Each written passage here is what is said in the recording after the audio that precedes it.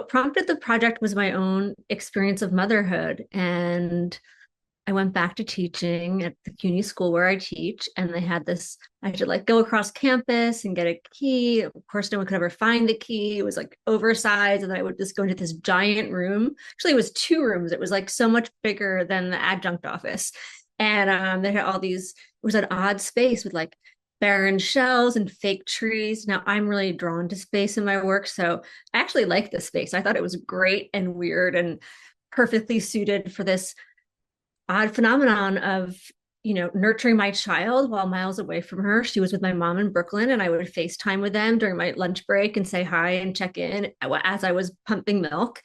And it was just something that I didn't realize I would be doing when I became a mother. So many things about motherhood you don't know until you're experiencing them. And so I wanted to just make a record of this for myself. And I lugged in my pump and my big camera, my tripod to work one day.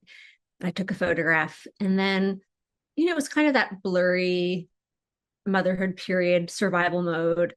It wasn't until a few years later where I was going through this box of old contact sheets and prints, and I came across these photographs, and I realized it really connected to my other projects and work I've done relating to women's experiences in space. And so I started to accompany women on their workday and to photograph their lactation spaces at work.